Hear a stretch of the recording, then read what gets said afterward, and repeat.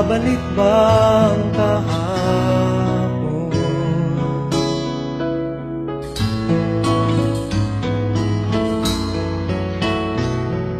Natatandaan mo pa ba nang tayong dalawa'y unang magkita? Panahon ng kamusmusan sa piling ng mga bulaklak at halaman. Doon tayo nagsimula mangarap at tulad.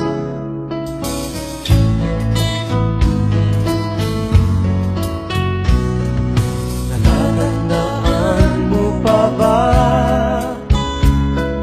inukit kong puso sa punong mangga at ang inalay kong bumamela, magkahawak kamay sa dalampasigan, malayang tulad ng mga ibon, ang gunita ng ating kahapon.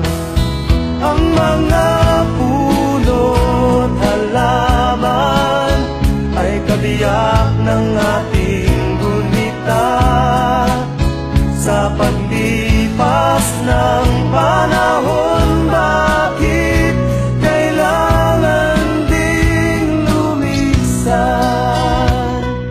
Panapanahon ng pagkakataon, may babalik ba ang kahapon?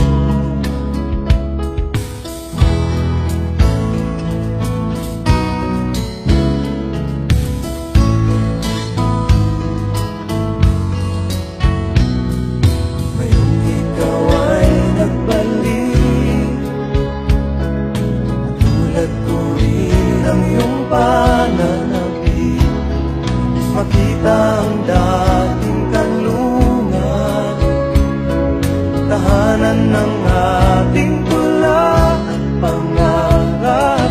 Ngayon ay naglaho na, saan nahanapin pa? Lumilipas ang panahon, kabiyak ng ating gunita, ang mga puno't halaman. Bakit kailangan lumisan? Hello po sir.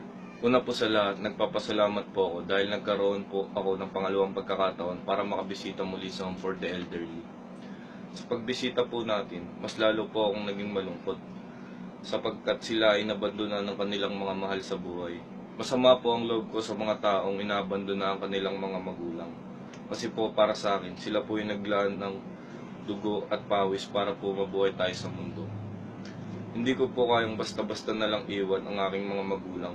Ako po ay isang atleta. Malayo po ang aking probinsya. Sa tuwing ako po ay aalis para lumuwas sa Maynila upang mag-aral, mahirap na po para sa akin. Yun pa po kayang abandonayin ng aking mga magulang. Nakausap ko po si Nanay Carmen. 60 years old na po siya. Tinanong po kung nasan na ang kanyang mga anak pero hindi niya po sinabi. Masayahin po si Nanay. Kinantahan niya pa po ako.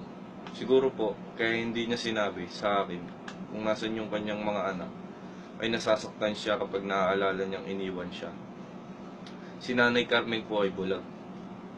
May katarata po siya sa right side ng kanyang mata at cancer naman po sa kaliwang mata. Doon po ako mas nalungkot kasi po nagkaroon po siya ng cancer sa kaliwang mata. Sinabi din po sa akin ni Nanay na ang kanyang ina ay nasa second floor daw po. Hindi naman po namin ito nakita kasi po hindi niya makikita kung sino po doon at saka wala po siyang binanggit na pangalan. Sa pagbisita po sa kanila, mas naging napamahal po ako sa aking mga magulang at hindi ko sila papabayaan at iiwan tulad ng ginawa sa kanila. Masaya at malungkot po. Masaya kasi nakasama po namin sila, napangiti, napatawa at nagkantahan pa po. Malungkot po kasi inabandon na sila ng kanilang mga anak Sana po ay tuloy-tuloy pa po ang ganitong gawain. Dahil po nakakatulong po tayo sa kanila upang maging masaya ulit. Thank you po, sir. Sabi ko po, sa naging experience ko dun sa may Hornet ay masaya, very enlightening. Kasi wala po talaga akong ganun na strong attachment sa parents, sa grandparents ko. We've never been that really close. Pero simula po nung pumunta ako dun sa Yornet, nung nakita ko yung nung mga inabando ng mga lola, nalungkot ako kasi I imagine myself if I were in their position, kung ako yung iniwan ng gano'n ng pamilya. Sobrang hirap, sobrang sakit. And especially, ang saya din sa feeling nung makita mo na napapangiti mo yung kahit hindi lahat, kahit yung iba. Pero alam mo naman, deep inside, kahit may mga cranky old woman, kahit may mga bugnutin na ibang matatanda, alam mo naman, na-appreciate nila deep inside kasi, syempre, bihira lang yung mga bumisita sa kanila.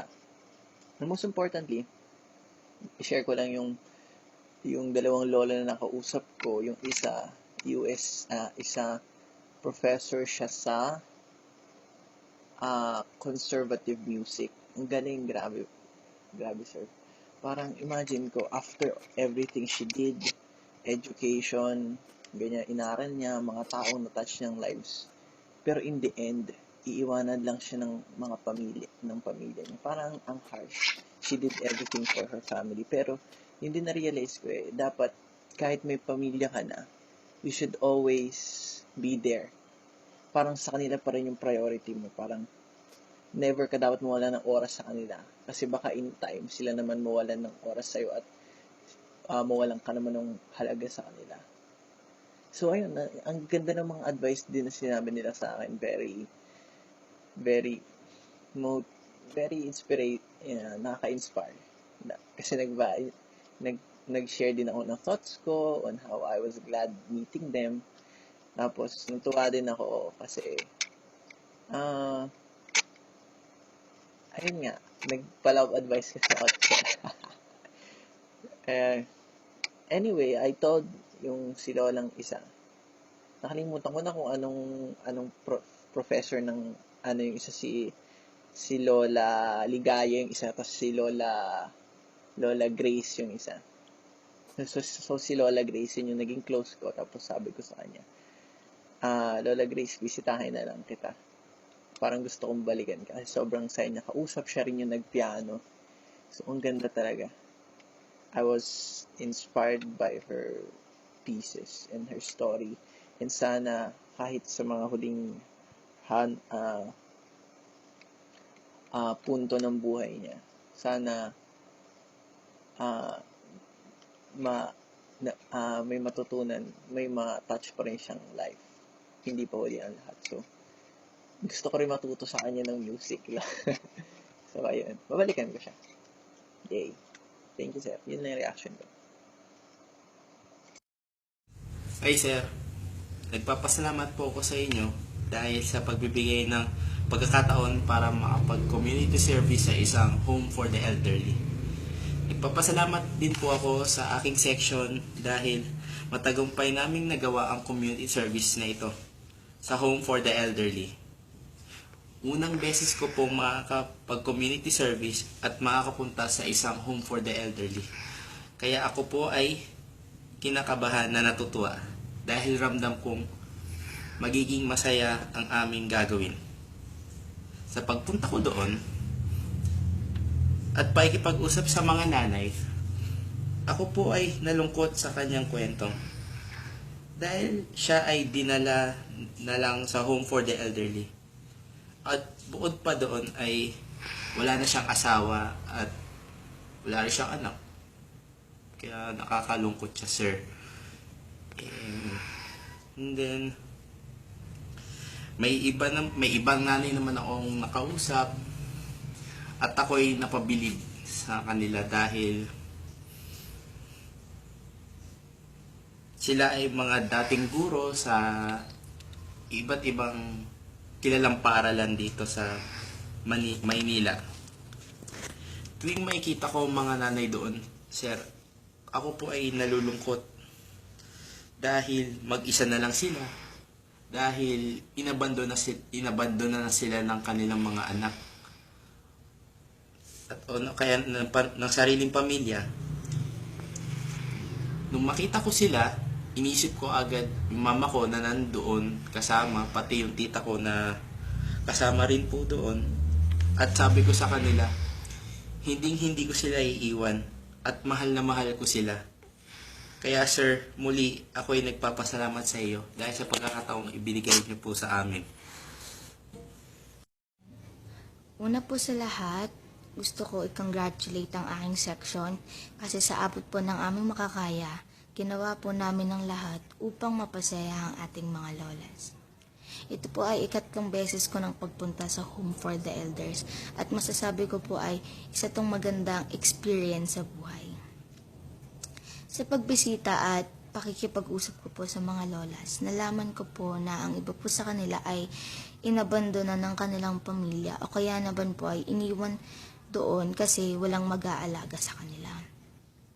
Karamihan po ng aking nakausap na lola ay puro masayahin. Parang wala pong dinadalang problema. Lagi po silang nakangiti at tumatawa pag nakikipag-usap. Wala po akong makitang magandang dahilan para iwan ng ating magulang. Sila po ang nag-aruga at nagpalaki sa atin.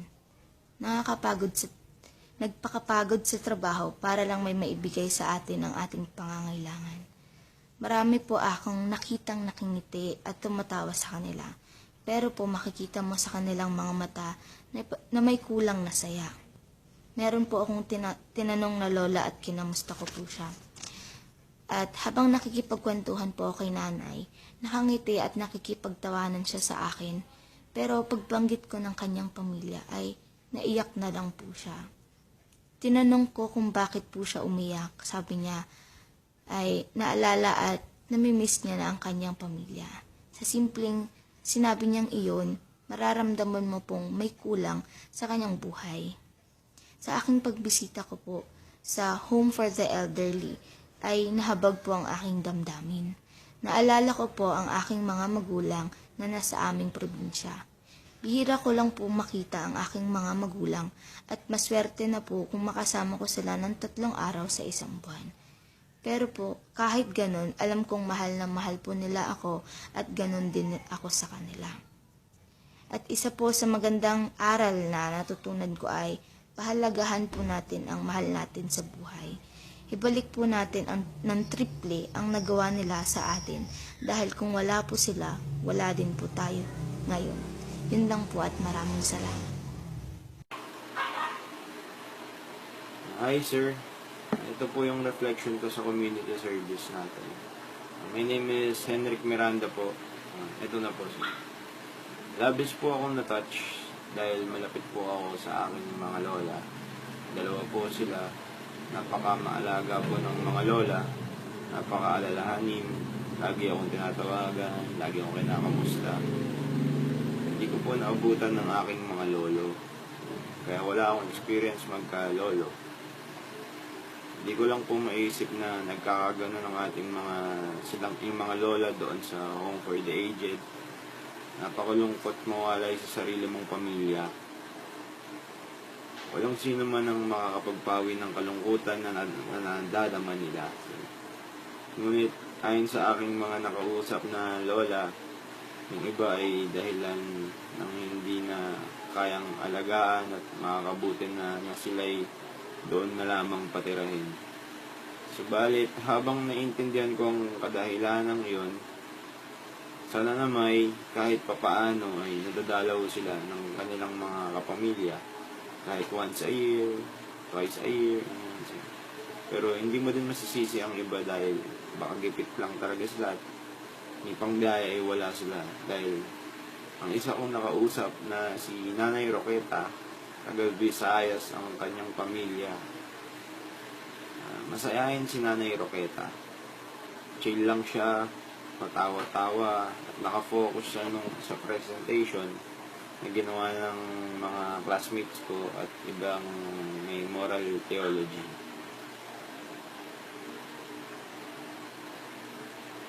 Tawag ko yung ginawa. At si Ma'am Cora naman, sir, nakausap ko rin si Ma'am Cora. Yung parang, kala ko po siya yung parang doon siya nagtatrabaho, yung pala, nandun din siya. Bilib po ako sa kanya, sapagkat mataas po ang tingin ko sa mga professor na katulad niya. Natapos po niya yung masteral degree niya, nag-doctorate siya, pero hindi niya tinapos. Kasi sabi niya, nag-master siya ng religious studies, pero konti na lang matatapos na dapat yung doctorate niya. Ayun, naging theology professor siya. At ang pinaka rin regret ko lang na hindi ko natanong kay Nanay Cora, hindi ko natanong kung paano siya napunta doon, kung ilan yung mga anak niya, sa kadahilanan na starstruck ako sa kanya.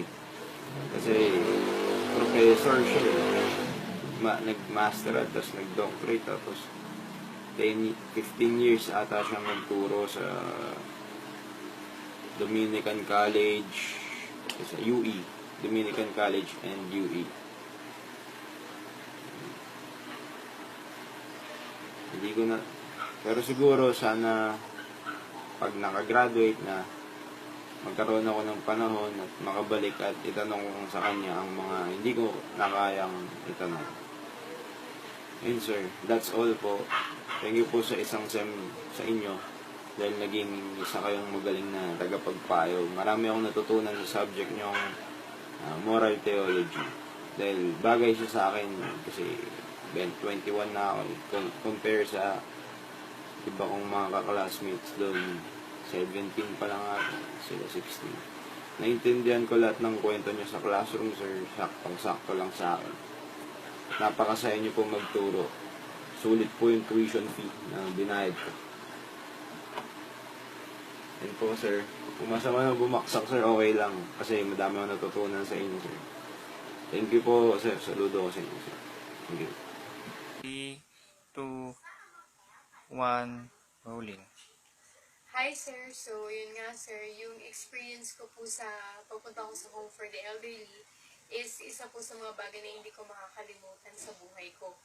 Kasi po sir, ito po yung unang beses na nakapunta ako sa Home for the Elderly and ito po yung unang beses na nakawitness ako ng mga bagay na akala ko hindi talaga nag-exist, na akala ko imposibleng mangyari.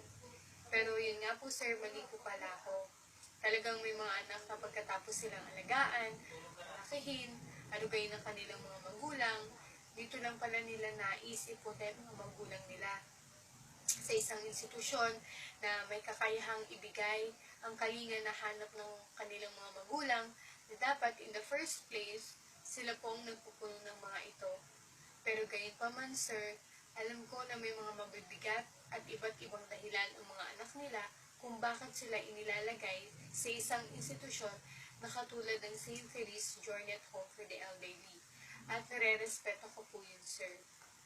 Tulad nga po ni Nanay Luisa, 81 years old na po siya, at according po sa kanya, 3 years na daw po siya doon sa Home for the Elderly. At tinanong ko po siya tungkol sa anak niya at sinagot niya naman po ito ng bukal sa puso niya. Meron po nag-iisang unika iya si Nanay Luisa. Businesswoman po yung anak niya. Napagtapos niya po ang kanyang anak sa kursong marketing.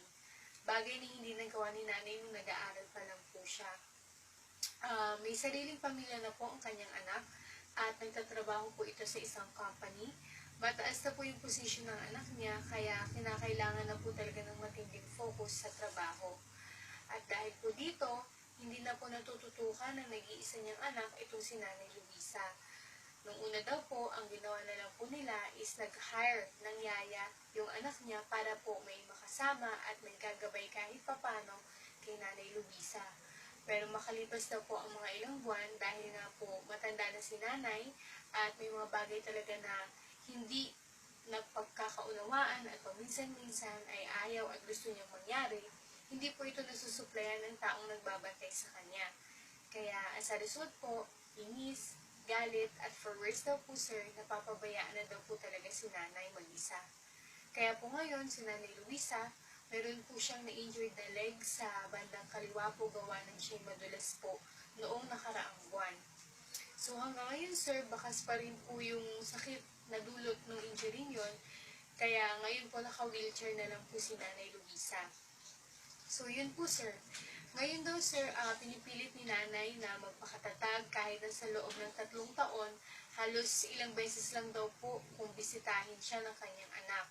Meron pa nga daw kung pagkakataon na sa loob ng 1 buwan, 2 buwan, 3 buwan, kahit alino daw po ng kanyang anak, hindi niya daw po nasilayan. Bagay na nagpadurog talaga sa puso ko, sir, nung narinig ko yun. Kasi, sir, ramdam na ramdam ko po yung lungkot sa mga mata ni nanay at yung panlulumo, sir, at yung paghahanap niya sa kanyang anak. Ang hirap sa pakiramdam, sir, kasi kahit bigyan namin sila ng konting oras, ng kasiyahan, ngiti, galak, sa pamamagitan nga po ng pagdalaw at paggawa ng mga gantong programa sa kanila sa loob ng isang araw, andun pa din sir, hindi nawawala yung lungkot, bagkus naiibsan lamang ng kahit papano, ng kahit kakaunti sa mga gantong bagay na ginagawa namin mga estudyante. Maganda at nagpapasalamat ako sa school ko kasi talagang gumagawa sila ng mga bagay na magpapamulat sa mga mata ng mga kabataan tulad ko. Sa loob nga po ng maikling oras, sobrang dami kong na-realize sa sarili ko na masasabi ko talagang nakatulong sa akin in the near future. Ito yung palaging sinasabi sa akin ng nanay ko, ng mga magulang ko, na yung turo nila at turo ng Diyos, na kapag tumanda ang mga magulang nyo, huwag nyo silang pababayaan, bagkus mas mahalin nyo palalo at ibigay ang the best para sa kanila. Habang kinakausap ko po si Nanay Luisa, naisip ko agad yung mga magulang ko. Sabi ko sa sarili ko, ito ba yung gusto kong maramdaman nila ng mga magulang ko pagdating ng panahon? Ito ba yung gusto kong isukli sa lahat ng sakripisyo at pagpamahal na ibinigay nila para sa aming mga anak nila? Ito ba yung gusto kong ibigay na kapalit sa pagpapalaki nila sa akin ng maayos at pagbibigay ng magandang buhay nung panahon na malakas pa sila? At ngayong mahina na sila, at darating ang panahon na magiging mahina na sila, akin na silang pababayaan? Hindi, ayoko, masakit. Dahil naramdaman at nakita ko ang lahat ng yun sa mga mata ni Nanay Luisa. Alam mo sir, ang sarap sa pakiramdam na ngayon pa lang, habang 19 years old pa lang ako, nakita ko na agad yung kahalagahan ng kalinga ko sa magulang ko. Na pagdating ng panahon, masasabi ko sa sarili ko na hindi ang ibang tao ang mag-aaruga sa mga magulang ko. Hindi ang ibang tao ang magpapangiti sa mga magulang ko.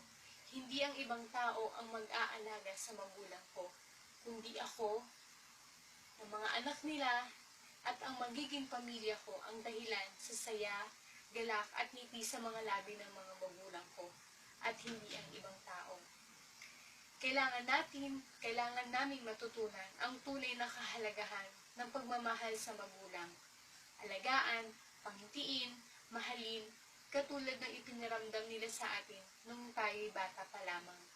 So, yun lang po sir. Maraming salamat po dahil nagsilbi din po kayong pangalawang magulang sa aming mga estudyante. So, yun lang po sir. Thank you and God bless po.